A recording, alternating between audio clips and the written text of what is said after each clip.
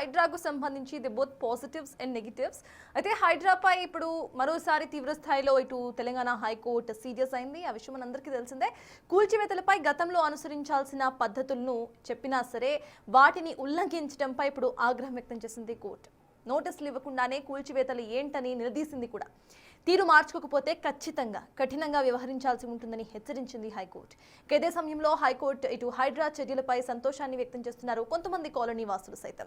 పార్కుల భూములు, చెరువులను కబ్జాకారుల నుంచి వీళ్ళు కాపాడుతున్నారంటూ కూడా కొన్ని బ్యానర్స్ పట్టుకొని మద్దతు చేస్తున్నారు. ఆ విజువల్స్ ని సైతం మనం చూస్తున్నాము. Thank you HYDRAA for clearing the choked nala at Maitrivaram అంటూ కూడా వాళ్ళు ర్యాలీ చేస్తున్న విజువల్స్ ని సైతం మనం చూస్తున్నాము. అయితే హైడ్రా వల్ల వీఆర్ సీయింగ్ పాజిటివ్స్ అండ్ కొన్ని నెగిటివ్స్ సైతం చూస్తున్నాం. దీనికి సంబంధించి will talk about it. So yes sir, it's about Hydraa. Recently ఇటు జూబ్లీ ఎలక్షన్స్, బైపోల్ ఎలక్షన్స్ టైంలో కూడా హైడ్రాని పెద్ద బూచిలాగా చూపించింది బీఆర్ఎస్. దానివల్ల కూడా ఓట్ బ్యాంక్ సాధించే అవకాశం ఉందనుకుంది. And yes, everyone thought it is possible. But Hydraa అనేది ప్రెసెంట్ ఉన్న సొసైటీకి ఒక బూనా బానా అంటే మీరు ఏమంటారు సార్? Is it profitable or not? అంటే హైడ్రా బోనా బేనా అన్నది కన్నా హైడ్రా పైన ఏ నరేటివ్ ప్రివేల్ అవుతుంది అన్నది పాలిటిక్స్లో ఇంపార్టెంట్. హైడ్రా మంచి చేసిందా చెడు చేసిందా అనే జడ్జిమెంట్ కన్నా కూడా హైడ్రా పట్ల ఏ నరేటివ్ ప్రివేల్ అవుతుంది అని. అంటే ప్రతిపక్షాలేమో హైడ్రా ఒక విలన్గా చూపెడుతున్నారు, అధికార పార్టీ ఏమో హైడ్రా ఒక హీరోగా చూపెడుతున్నారు. సో అందువల్ల ఏది ప్రివేల్ అవుతుంది అనేది రాజకీయాల్లో కీలకం. వాస్తవంగా ఏమి చేస్తున్నారు అన్నదానికన్నా ప్రజలు దాని గురించి ఏమని భావిస్తున్నారు అన్నది కీలకమవుతుంది. మీరు అన్నట్టు జూబ్లీహిల్స్ బై ఎలక్షన్లో బీఆర్ఎస్ ప్రచారాస్త్రాలలో కాంగ్రెస్ ప్రభుత్వం తన ప్రామిసెస్ను ఫుల్ఫిల్ చేయలేదు అన్నది ఒక ప్రధానాస్త్రంగా ముందుకొచ్చారు. కేసీఆర్ హయాంలోనే హైదరాబాద్లో అభివృద్ధి జరిగింది అనేది రెండో అంశంగా చెప్పారు. మూడో అంశంగా బాగా ప్రముఖంగా చెప్పింది హైడ్రా. ఎందుకంటే హైడ్రా వల్ల పాపులర్ నరేటివ్ వ్యతిరేకంగా ఉందని బీఆర్ఎస్ నమ్మింది. కానీ ఆచరణలో జూబ్లీహిల్స్ రిజల్ట్ చూస్తే హైడ్రా అనేది పాపులర్ డిస్కోర్స్లో ఉంది తప్ప ప్రజల ఓటింగ్ బిహేవియర్ పైన ప్రభావం చూపినట్టుగా లేదు. సో బీఆర్ఎస్ ఎంత పెద్ద ఎత్తున కంపెనీ. దీనికి కారణం ఏంటంటే హైడ్రా పట్ల మీకు పబ్లిక్ డొమైన్లో జరుగుతున్న డిస్కషన్ వేరు, అల్టిమేట్గా క్షేత్రస్థాయిలో ఎంతమంది హైడ్రాతో ఇంపాక్ట్ అవుతారు. నిజంగానే హైడ్రా పొరపాటున కూల్చారనుకోండి, ఆ కాలనీ వాళ్ళు, ఆ ఏరియా వాళ్ళు, నష్టపోయిన వాళ్ళు ప్రివేల్ అవుతారు. మొత్తం వేలాది మంది, లక్షలాది మంది ఓటర్ల పైన హైడ్రా ప్రభావం ఎంత మేరకు ఉంటుంది అనేది క్వశ్చన్.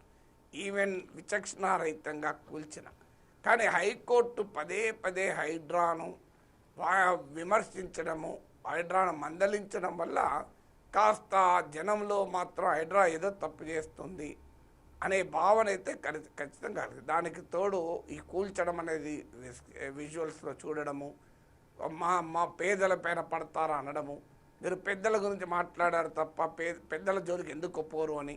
ఇప్పుడు ఓవైసీకి సంబంధించింది ఇతరత్ర వాటిని రైజ్ చేయడం ప్రతిపక్షాలు.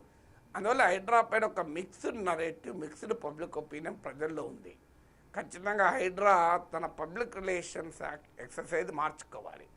సో డెఫినెట్గా హైడ్రా ఇప్పటి వరకు పనిచేస్తున్న విధానం పైన ఒక పబ్లిక్ డిబేట్, ఎందుకంటే ఒక పబ్లిక్ పాలసీ సక్సెస్ కావటానికి పబ్లిక్ కమ్యూనికేషన్ కూడా చాలా కీలకం. మేము ఏకపక్షంగా చేస్తాము అంటే యాక్సెప్ట్ చేయరు.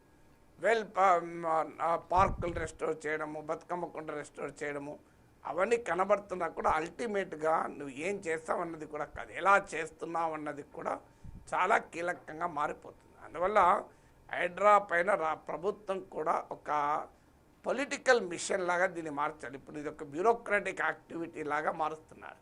సో ఒక పబ్లిక్ పాలసీని బ్యూరోక్రాటిక్ మిషన్గా చేసినప్పుడు ఏమవుతుందంటే అది అధికారుల వ్యవహారంగా మారిపోతుంది.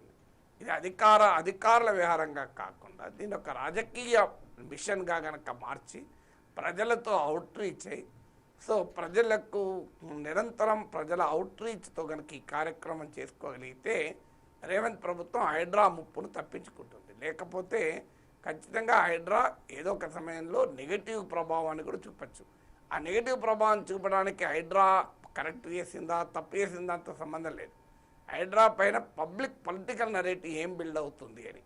అందువల్ల బ్యూరోక్రాటిక్ ఎక్సర్సైజ్గా కాకుండా దీన్ని ఒక పొలిటికల్ ఎక్సర్సైజ్గా చేసి ఒక పొలిటికల్ లీడర్షిప్ ఇచ్చి ప్రజలతో నిరంతరం అవుట్ రీచ్లో ఉండి ప్రజలకు యాక్సెసిబుల్గా ఉండి ప్రజలతో కన్సల్టేషన్ ప్రాసెస్లో గనక ఈ ప్రక్రియ చేపడితే ఉపయోగం ఉంటుంది. దాంతోపాటు ప్రతిపక్షాలకు కావచ్చు, మీడియాలకు కావచ్చు, ఇప్పుడు పెద్దవాళ్ళని ఏమీ అనడం లేదు అనే అంశం ఉంది. మీకు హైడ్రా పైన నాగార్జున ఎన్కన్వెన్షన్ పైన యాక్షన్తో ప్రజల్లో మంచి సానుకూలత వచ్చింది. సో కొంతమంది రాజకీయ నాయకుల ఫామ్ హౌస్ల మీద పడడంతో రాబిన్హుడ్ స్టైల్ ఇమేజ్ వచ్చింది. ఆ రాబిన్హుడ్ స్టైల్ ఇమేజ్తో పెద్ద ఎత్తున ఎక్స్పెక్టేషన్స్ కూడా పెరిగాయి. సో అందువల్ల హైడ్రా ఒక పబ్లిక్ రిలేషన్స్ చేయాలి. తర్వాత ఎప్పుడు కూడా ఒక క్లారిటీ ఉండాలి, పాలసీ క్లారిటీ. ఇప్పుడు బడా బాబులు ఆక్రమిస్తే నిర్దాక్షిణ్యంగా తొలగించాల్సిందే, కానీ నిరుపేదలు ఆక్రమించిన చోట వాళ్ళకు ప్రత్యామ్నాయం చూపెట్టాల్సిందే. వాళ్ళ ఆక్రమణదారులకు కారు, వారు బతుకు కొరకు ఈ మహానగరంలో బతకడం కొరకు ఇల్లు కట్టుకున్న వాళ్ళే తప్ప వాళ్ళు ఆక్రమణదారులు అన్నారు. వాళ్ళని చొరబాటుదారులు, ఆక్రమణదారులుగా మనం భావించకూడదు. అలాగే మిడిల్ క్లాస్ ఉన్నారు. మిడిల్ క్లాస్ అయితే ఈ పరిగమాల వ్యవస్థలో, అవినీతి వ్యవస్థలో ప్రభుత్వ శాఖలే అనుమతులు ఇచ్చి వెంచర్లు లేఅవుట్లు వేస్తే వాళ్ళకి పవరు, వాటర్ అన్నీ ఇస్తే వాళ్ళు కొనుక్కున్నారు. వాళ్ళు మోసపోయిన వాళ్ళు, దే ఆర్ డిసీవ్ అయిన వాళ్ళు. సో వాళ్ళు బాధితులు తప్ప నిందితులకు కాదు. అందువల్ల హైడ్రా స్పష్టత ఉండాలి. పేదలేమో వారు ఆక్రమణదారులకు కారు, వారు బతుకు కొరకు, సర్వైవల్ కొరకు వాళ్ళు వాళ్ళు ఆక్యుపై చేయొచ్చు. మిడిల్ క్లాస్ వాళ్ళేమో నిందితులు కారు, బాధితులు. ఇక నిందితులు ఎవరు? బడాబాబులు. సో ఈ క్లారిటీతో కనుక హైడ్రా పని చేస్తే డెఫినెట్గా సక్సెస్ అవుతుంది.